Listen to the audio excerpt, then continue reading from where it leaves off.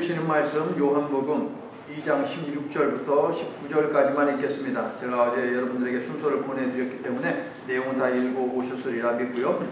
16절부터 19절 우리 한 목소리로 읽을까요? 시작. 비둘기 파는 사람들에게 이르시되 이것을 여기서 가져가라. 내 아버지의 집으로 장사하는 집을 만들지 말라 하시니 제자들이 성경 말씀에 주의 전을 사모하는 여심이 나를 삼키리라 한 것을 기억하더라. 이에 유대인들이 대답하여 예수께 말하기를 내가 이런 일을 행하니 무슨 표적을 우리에게 보이겠느냐? 예수께서 대답하여 이르시되 너희가 이 성전을 헐라 내가 사흘 동안에 일으키리라. 아멘. 끊고 자르고 버리고 다시 또 가지고 오고 하는 일을 반복을 하고 있습니다. 15분에서 20분 되는 영어 설교를 들어야 되고 그 사이에 또 기다려야 되니 여러분들 많이 힘드시죠. 제가 더 노력을 해가지고 더 자르고 더 줄이고 하도록 하겠습니다. 그런 의미에서 오늘 말씀의 앞부분에 있어야 하는 내용은 내일 아침 여러분과 함께 나누도록 하고요. 본문으로 곧장 들어가서 오늘 말씀을 보도록 하겠습니다. 오늘 본문은요, 예수님이 성전에서 하신 일을 기록을 하고 있죠. 예수님 당시의 성전 역시 더 이상 기대를 걸 수 없을 정도로 타락했습니다. 당시 성전은 어떤 곳이었을까요? 내일 아침에 좀 더 자세히 나누도록 하고요. 첫째, 성전은 하나님의 임재의 상징이었습니다. 둘째, 성전에서는 죄 용서함을 받기 위한 제사를 드리는 곳이었습니다. 셋째, 이 시대의 성전은 어떤 의미였을까요? 정치의 중심지였습니다. 고대에는 왕권과 신권이 함께 묶여 있다고 사람들이 믿었습니다. 그래서 왕권의 정당성이나 강화를 위해서 성전을 짓곤 했는데요. 예수님 당시에 헤롯 가문도 헤롯 대왕, 그러니까 예수님이 태어났을 때 죽이려고 했던 그 왕 때부터 시작한 성전을 계속해서 예수님이 활동하던 때에도 짓고 있었습니다. 무려 46년 동안 말입니다. 근데 그 헤롯 성전의 경우 제사, 즉 예배가 아닌 유대인들의 마음을 얻기 위해서 짓기 시작한 것이에요. 자신의 왕권을 갖다가 정당화시키기 위해서 성전을 짓기 시작을 했습니다. 그 왕권을 보호받고 강화하기 위한 수단이 성전이었다는 거예요. 예배에 중심이 있지 않았다고요. 성전의 핵심은 무엇입니까? 예배입니다. 제사 예배입니다.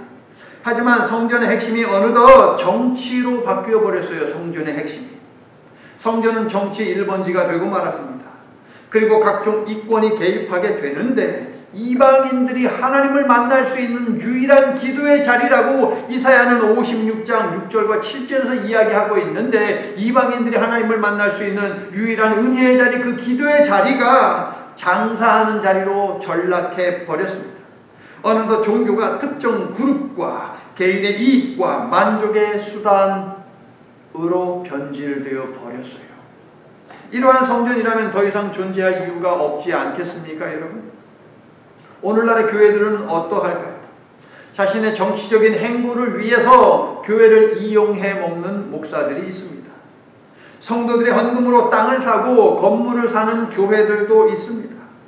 이 경우에 재정이 투명하게 운영될 수가 없어요. 돈을 불리려는 목적으로 교회의 재정으로 땅을 사고 건물을 사고 주식에 투자한다면 여러분은 잘하는 일이다라고 하겠습니까? 아니면은 잘 못하는 일이라고 하겠습니까? 괜찮다고 그것을 눈 감아 줄 수 있겠습니까, 여러분? 100번 양보해서 오케이, 돈을 불린다고 하니까 그럴 수 있다고 한번 쳐봅시다. 그러면 건물을 사고 땅을 살 때 누구 이름으로 사야 됩니까? 목사의 이름으로 사야 됩니까? 장로의 이름으로 사야 됩니까? 목회자는 하나님이 다른 곳으로 보내면 보따리를 싸야 되는 사람이에요. 언제든 하나님이 너 여기서 이제 목회 그만하고 다른 곳으로 가라 그러면 가야 돼요. 비록 자신이 개척했다 할지라도 하나님이 떠나라면 떠나야 합니다.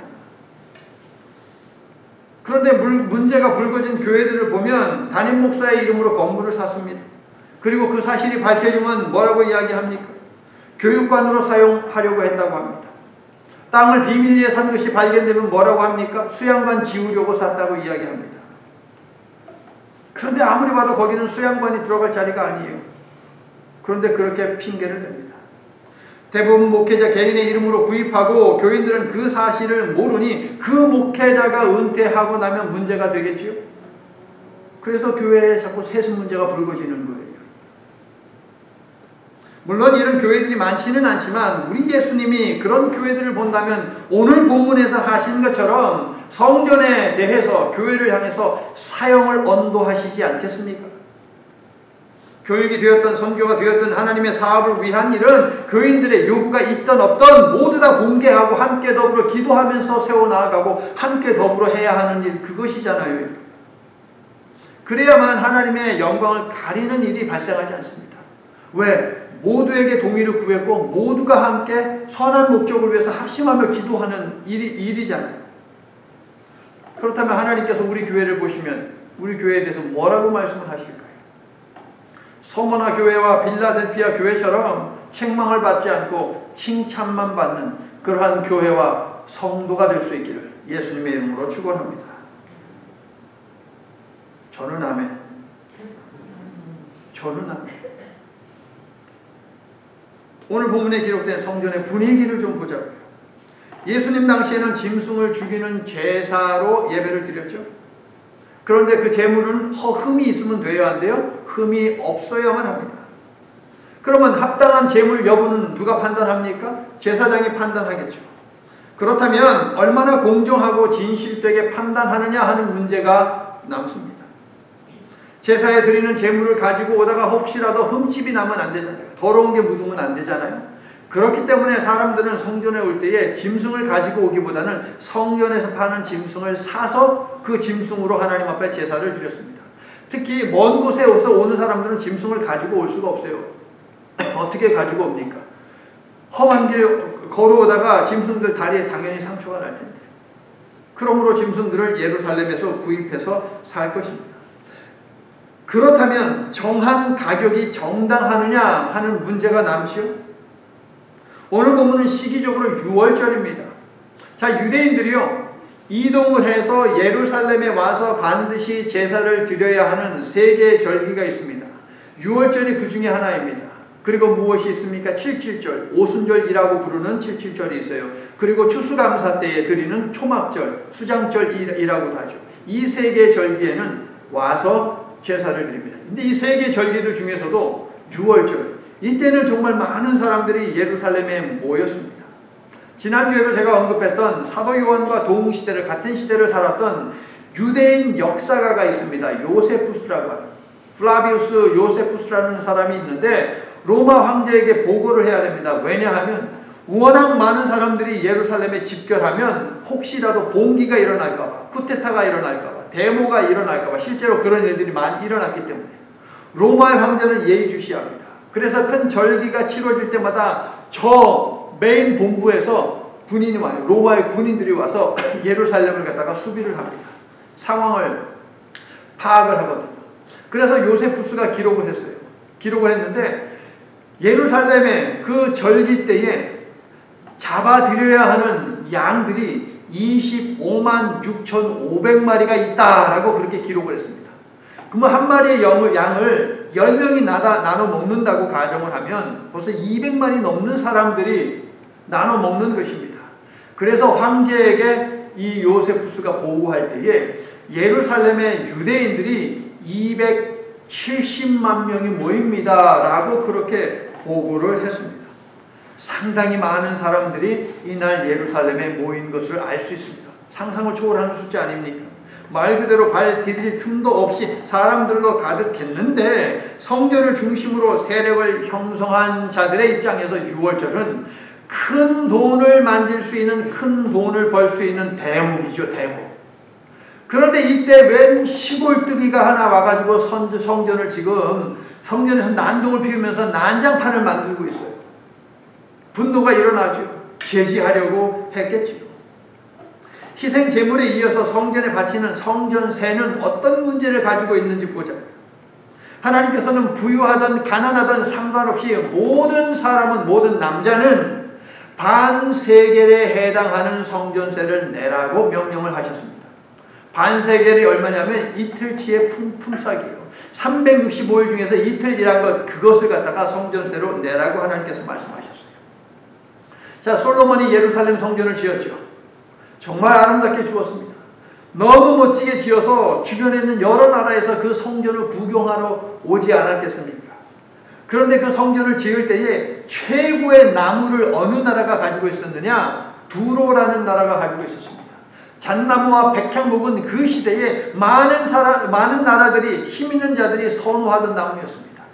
두로의 왕 히람은 솔로몬이 하나님의 전을 만든다고 하자 그냥 무제한으로 그 나무들을 공급을 해 주었습니다.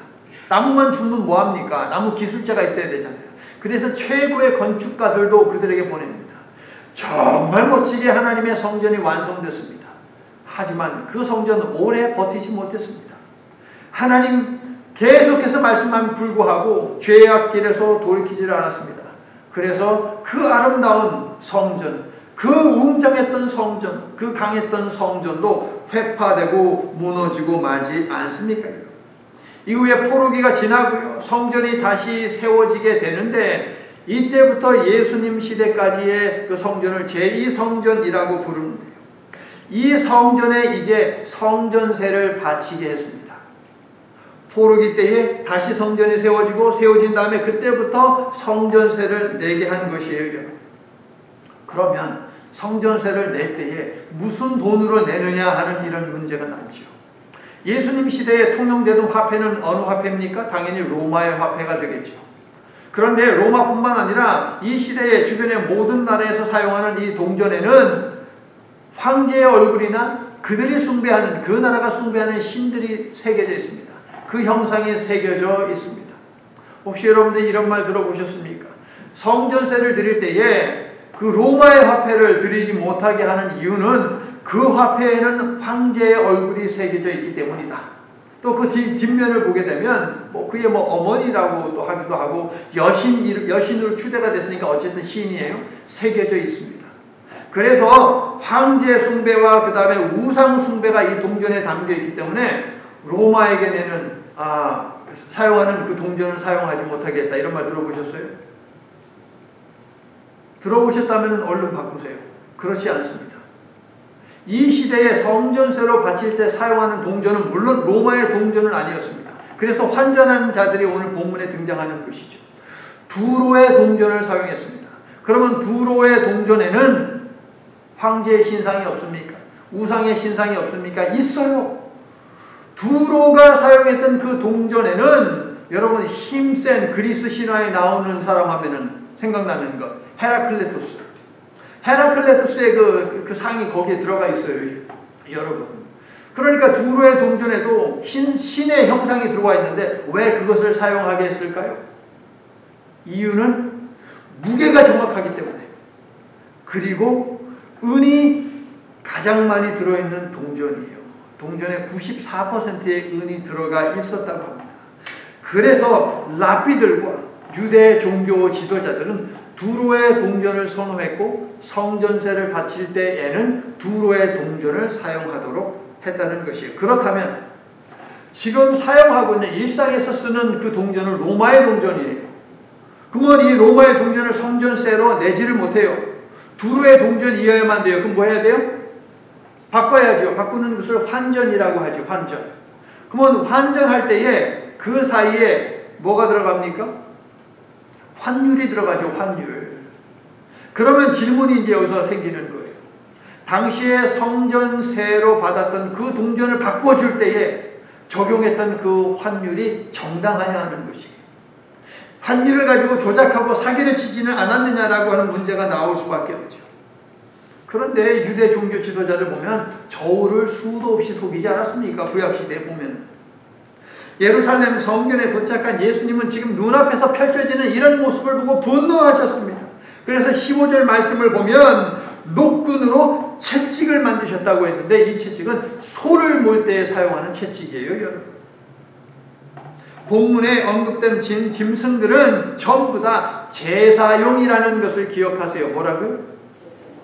제사용 양과 제사용 소가 지금 있는데 예수님께서 채찍을 휘두르면서 그것들을 지금 내쫓고 있는 거예요. 그리고 환전을 위해 마련한 테이블은 어떻게 하십니까? 뒤집어 엎으십니다. 말씀드린 대로 큰 돈을 벌 수 있는 대목이라니까요. 지금 6월절. 그런데 지금 그 날에, 그 소중한 날에 난장판을 피우고 있어요. 자, 우리 예수님 왜 이러한 행동을 하셨을까요? 2장 23절이 밝히는 대로 예수님은 사람의 속을 알고 계시기 때문이에요. 대부분의 성도들의 기억에 이 말씀이 있을 것이에요. 예수님이 하신 말씀, 이 말씀이 있을 거예요. 기록된 바 내 집은 만민의 기도하는 집이라 일컬음을 받으라고 했는데 너희들이 강도의 소굴을 만들었다. 그렇죠. 이 말씀 기억하고 있죠. 근데 오늘 요한복음 본문에 보세요. 이런 게 있어요? 없어요. 이 말씀은 공관복음에만 있습니다. 마태, 마가, 누가, 이사야서 56장 7절 그리고 예레미야서 7장 11절 말씀에 대한 인용이자 성취입니다. 이 말씀. 즉 예수님은 자신의 생각이나 개인적인 의문에 불타서 그들을 책망한 것이 아니라 철저히 하나님의 말씀을 기반으로 잘못된 그들의 모습에 일침을 가하면서 동시에 말씀을 성취시키신 것이에요. 우리 예수님의 삶의 생각에는 온통 하나님의 말씀밖에 없었다라고 하는 것을 다시 한번 우리가 확인할 수 있는 대목이죠. 성도 여러분, 썸터 한미 장로교회를 기도하는 집이 되게 하십시오. 여러분이 하나님의 제단을 기도하는 집이 되게 하십시오. 그러면 어떤 일이 일어납니까? 여러분 가정이 가지고 있는 문제들이 해결받는 역사가 일어난다는 것입니다. 여러분의 가정에서 드리고 있는 이 기도의 응답이 여러분이 하나님의 이 제단을 기도의 집이 되게 할 때에 이루어진다라고 하는 이 사실을 꼭 기억하시기를 바랍니다. 자, 그런데 16절 예수님이 비둘기 판매상들에게 하신 말씀을 보면 공관복음과는 다르지요. 뭐라고 말씀하십니까? 내 아버지의 집으로 무슨 집을 만들지 말래요? 장사하는 집을 만들지 말래요. 이 말씀은 스가랴서 14장 1절 21절에 있는 말씀이에요. 역시 하나님의 말씀이에요. 후반부를 제가 읽어드릴게요. 스가랴서 14장 21절. 그 날에는 만군의 여호와의 전에서 가나안 사람이 다시 있지 아니하리라. 가나안 사람은요, 당시 상인을 지칭하는, 통칭하는 이름이었어요. 그러니까 세번역 성경과 공동번역 성경을 보게 되면 가나안 사람이라고 나오지 않고 상인이라고 나오고 공동번역에는 장사꾼이라고 나와 있어요. 그러니까 아버지의 집을 만군의 여호와의 전에 상인들이 다시 있지 않게 하리라. 상인들이 다시 있지 않게 한대요. 장사꾼들이 다시는 있지 않게 한대요. 그럼 그날이 언제예요? 회복하시는 날이에요. 회복하시는 새날입니다. 메시아가 오시어 펼치실 새 세상을 일컫는 것이에요. 여러분. 오늘 말씀의 핵심인 성전을 중심으로 말하자면 새 성전, 완전한 성전이 세워질 그 날에는 아버지의 집에서 상인들이 없게 할 것이라고 했어요. 그런데 예수님이 지금 뭐라고 했어요? 뭐 하고 계세요? 상인들을 내쫓고 계시잖아요. 상인들을 없게 하고 있어요. 스가랴서 14장 21절 말씀을 지금 이루고 계시는 것이에요. 종말의 잔치를 시작하신 예수님은 포도주 사건으로 상인들을 다 내쫓으심으로 아버지의 집을 회복하셨고 스가랴서 21장 14장 21절에 이 말씀을 성취하셨습니다. 그리고 동시에 메시아를 기다리던 유대인들에게 메시아가 성전으로 이 땅에 오셨음을 알리고 계십니다. 메시아가 성전으로, 새 성전으로, 완전한 완성된 성전으로 이 땅에 오셨다. 제가 계속 강조하듯이 사도 요한은 이미 1장 14절에서 말씀이신 예수님이 성전으로 우리 가운데 임하셨다라고 이야기를 하고 있습니다. 그렇게 선포를 해요. 예수 성전. 예수 성전이 시작되었다는 거예요. 예수님의 말씀을 들은 백성들은 환호하고 예수께 갈채를 보내지만 유대 종교 지도자들의 귀에는 예수님의 말이 하나님의 말씀으로 들리질 않습니다. 이미 그들의 마음은 돌처럼 딱딱하게 굳어 있었기 때문에 예수님의 말씀은 그저 자신들에 대한 비판이고 성전 체제에 대한 모독이고 성전에 대한 모독이었던 것이죠. 당연히 이들은 분노를 했겠지요. 마가와 누가는 이 말을 들은 유대 종교 지도자들이 무엇을 했냐 하고 보고하냐면 예수님을 죽이려고 했다라고 이렇게 보고를 하고 있습니다. 성도 여러분, 신앙생활하면서 누구나 실수합니다. 신앙생활하면서 누구나 넘어집니다. 죄를 지을 수도 있습니다. 하나님은 사랑이시기 때문에 그러한 때의 말씀으로 우리의 어두운 부분을 비추어 밝히 알게 하십니다. 이때 우리의 반응이 중요하지 않겠습니까? 잘못을 인정하고 회개하며 빛의 자녀로 살겠노라는 다짐의 자세가 필요하지 않겠습니까, 여러분? 그런데 사탄은요, 우리가 회개하지 못하게 합니다. 회개하는 마음을 품지 못하도록 방해하며 먼저 어떤 마음을 집어넣느냐? 분노하는 마음을 집어넣으세요. 누가 내 잘못에 대해서 얘기하면 먼저 분노하는 마음이 치솟지요. 당신이나 잘하세요. 너나 잘하세요. 마태복음을 보니까요, 예수님이 성전을 발칵 뒤집어 엎자 유대주의자들 뭐한지 아세요, 여러분? 마태복음을 보면 예수님께는 뭐 하지도 못해, 제자들에게도 뭐 하지도 못해, 어린 애들한테 화풀이하고 있어요. 어린 애들한테. 얼마나 찌질합니까, 여러분? 자신의 잘못에 대해서 예수님이 지적을 하시는데 아이들한테 화풀이 난다. 이런 자들이 구원을 받을 수 있겠습니까, 여러분? 하나님의 말씀이 우리를 향해 바꾸라고 한다면 우리가 바꾸어야지, 하나님의 말씀을 바꾸려고 하다니 말도 안 되잖아요. 여러분은 어떻습니까? 하나님께서 하나님의 말씀으로 권고하시면서 바꾸라고 하는데 하나님의 말씀을 바꾸려고 하는 이런 마음이 생긴 적은 없으세요, 여러분? 하나님의 말씀을 거부한 적은 없냐, 이런 말씀이에요. 하나님의 말씀 앞에서 항상 겸비하여 회개와 순종 그리고 거룩의 삶을 위해 애쓰는 우리 모두가 될 수 있기를, 그래서 복받는 그런 그릇을 만드는 저와 여러분 될 수 있기를 예수님의 이름으로 축원합니다. 아멘. 자, 예수님의 행동과 말씀이 못마땅한 자들이 이제 예수께 묻습니다. 내가 지금 이렇게 하는 행동의 근거를 제시하라. 18절에 표적을 보이라는 말은 정당한 사유를 밝히라는 말이에요. 그런데 19절 예수님의 답이 무엇입니까? 성전과 성전 체제에 대한 사형 선고입니다. 사실 2장 후반부의 사건은 일반적으로 성전 정화 사건이라고 이야기하지만 성전 정화가 아니고요, 성전 멸망이에요. 멸망. 예수님은 결코 물러서지 않고 오히려 한 걸음 더 나아가셔서 유대인들 그 어느 누구도 입에 담지 않는 성전의 멸망을 선포하십니다. 성전을 헐라! 이런 말하면 큰일 나는 거예요, 여러분. 이 시대에는. 옆에서 지켜보는 제자들의 마음이 초조해집니다. 긴장합니다. 두렵습니다. 왜요? 예수님을 따르는 자들, 제자들이잖아요. 함께 엮여서 이들도 지금 피해를 볼 수 있는 입장이지요. 17절은요, 예수님을 지켜보던 제자들이 주의 집을 위하는 열성이 나를 삼키고 주를 비방하는 비방이 내게 미쳤나이다 라고 하는 시편 69편 9절 말씀을 떠올렸다고 보도를 합니다. 시편 69편은 어떤 말씀입니까? 고통당하는 자의 탄식 기도입니다. 고통당하는 자. 그런데 시편 69편은 메시아에 관한 예언의 말씀으로 읽혀지는 거예요. 그런데 고통당하는 의인의 절규, 고통당하는 의인의 탄식 기도라고 했네요. 누가 고통당하는 거예요? 예수님. 제가 21절을 읽어드리면 아하 그렇구나 하실 거예요. 그들이 쓸개를 나의 음식물로 주며 목마를 때에 초를 마시게 하였사오니, 누가 이 고통당했어요? 예수님이 십자가에서 능욕당하신 그대로잖아요, 여러분. 성전에 대한 사형 선고를 내리신 모습에서 제자들이 시편 69편의 한 말씀을 생각했다는 보도는 오직 요한복음만의 보도입니다. 하나님의 성전을 향한 열심이 뜨거우셨던 예수님은 죽음을 무릅쓰고 결코 입 밖에 내서는 안 되는 말, 결코 손대서는 안 되는 부분인 성전의 문제에 손을 대셨어요.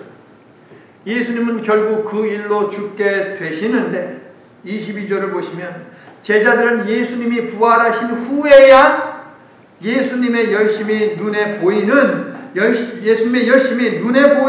완성되지 않은, 완공되지 않은 불완전한 성전을 눈에 보이지 않는 완전하고 완성된 성전으로 대체하기 위함이었던 것을 그때서야 깨닫게 됩니다.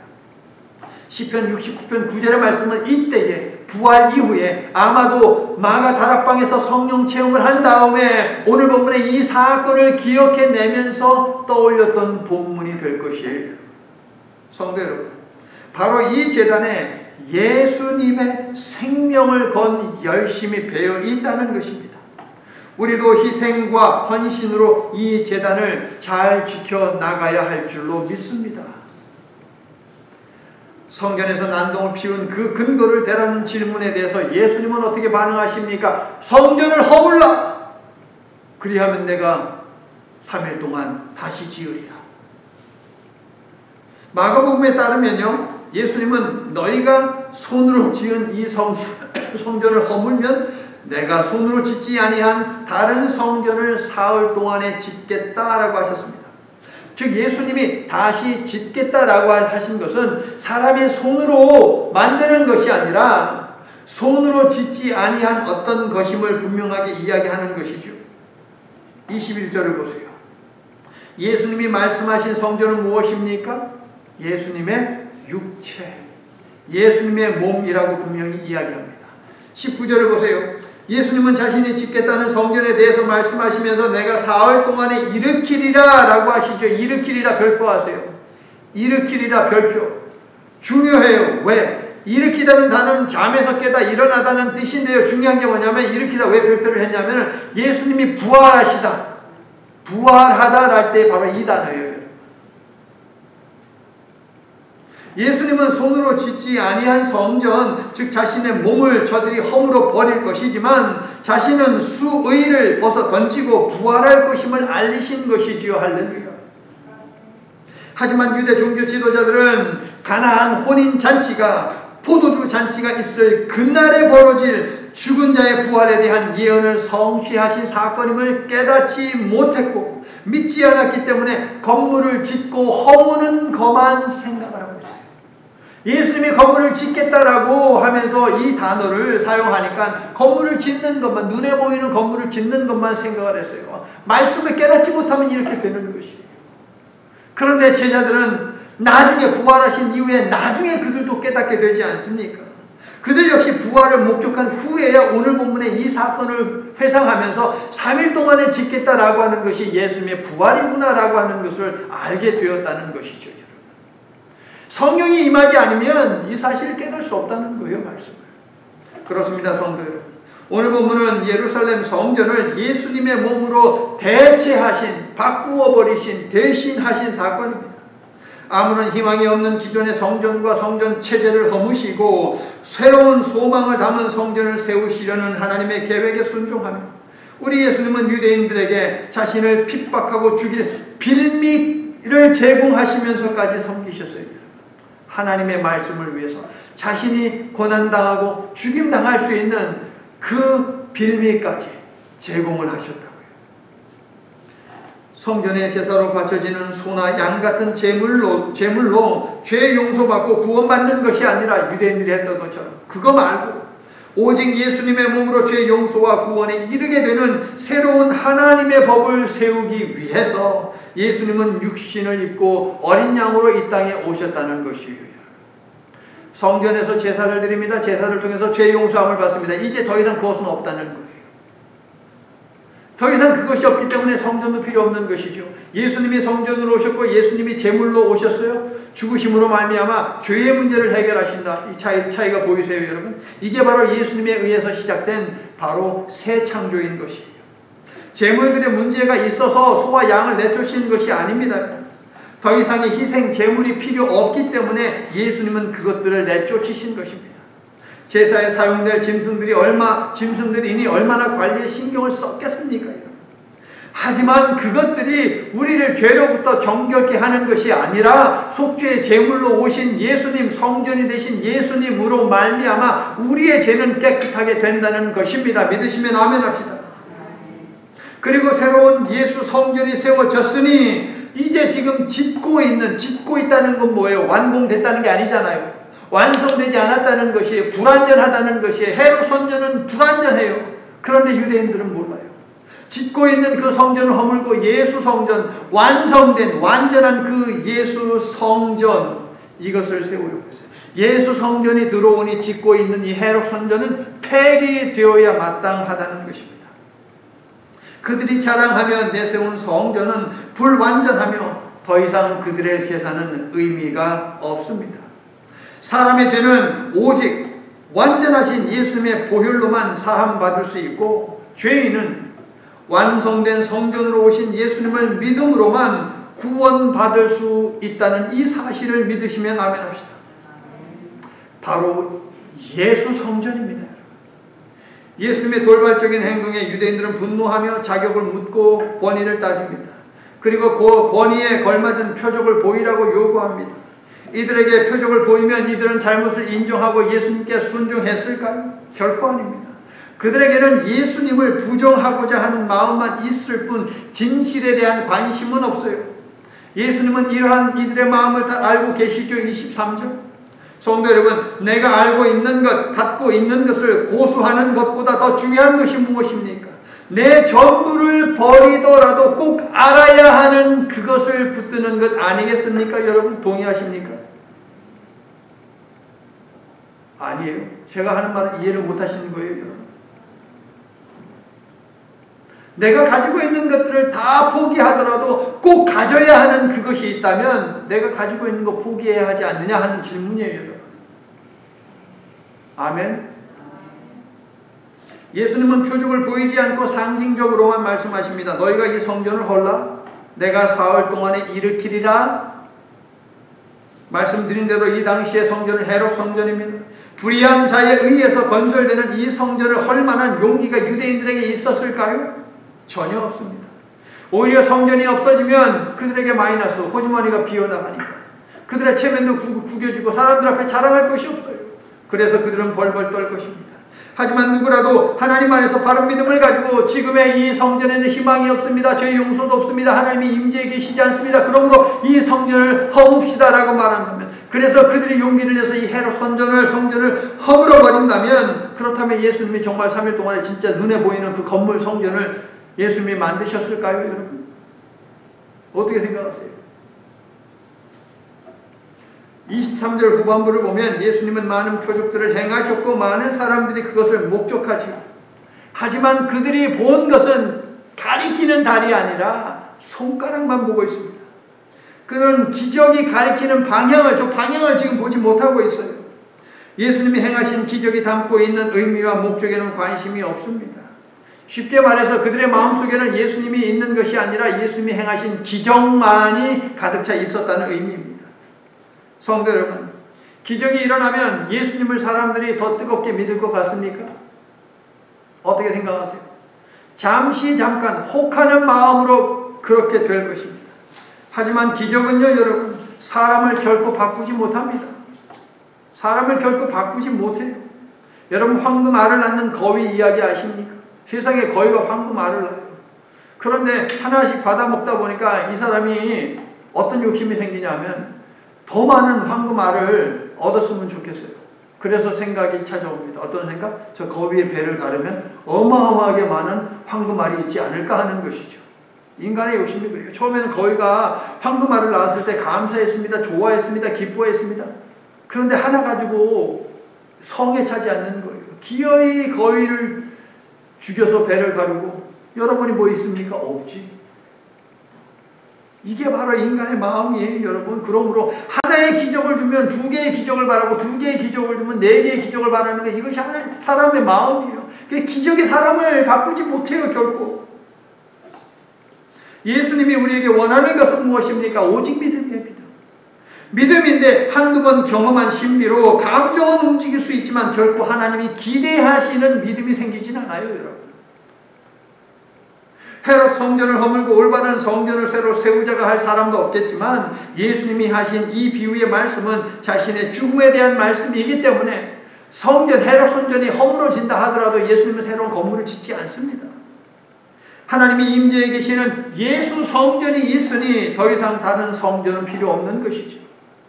유대인들은 성전을 모독하는 예수님을 못마땅하게 생각하여 성전 대신 예수님을 죽일 것입니다.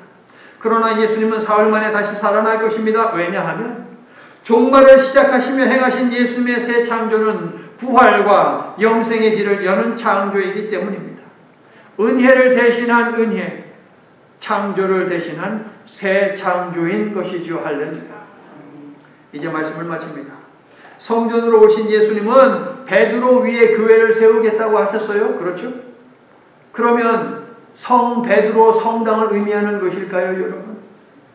성 베드로 성당보다 훨씬 더 일찍 공사하기 시작한 어마어마한 좀 프랑스에 있었던 노트르담 대성당 어떻게 됐습니까, 작년에? 불나는 거 봐요, 여러분.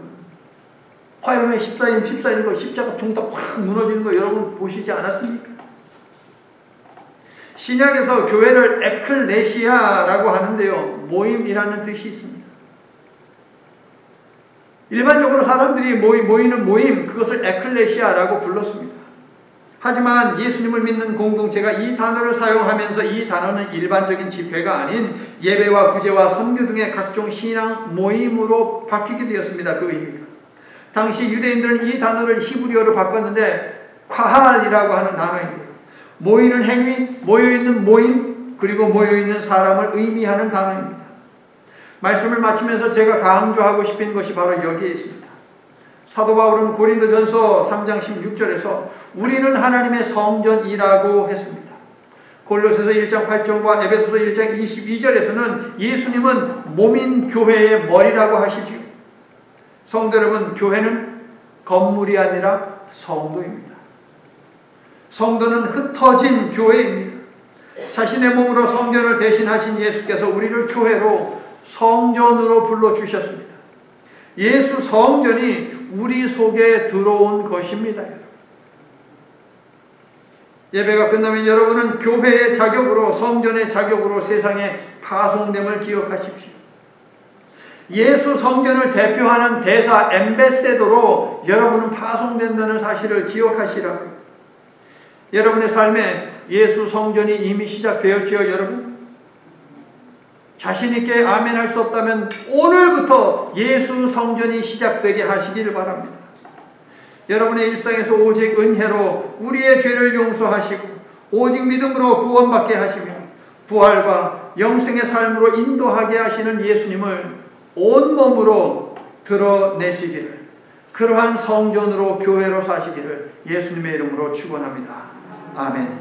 사랑의 하나님, 모이는 예배자요 모이는 교회인 우리가 이처럼 예수 그리스도의 몸된 성전에 와서 하나님을 예배하며 하나님께서 주신 말씀을 듣습니다. 우리가 우리의 정체성을 성경의 어떤 구절에서 찾든 우리는 모두 예배자이며 예수 성전임을 한순간도 잊지 않도록 도와주시옵소서. 이제 주께서 말씀하신 말씀, 예수님은 교회가 되시며 우리 역시 교회가 된다는 사실을 기억하면서 흩어지는 예배자, 흩어지는 교회로 선교의 현장인 삶의 자리를 향해 출발합니다. 성령이 함께하는 삶임을 기억하면서 세상의 수많은 거인들로 인해 주눅들지 않고 당당하게 살아가며 예수 성전을 드러내고 곳곳에서 예수 성전을 시작하게 하는 에클레시아 성도들이 되도록 축복해 주시옵소서. 예수님 이름으로 기도드립니다. 아멘.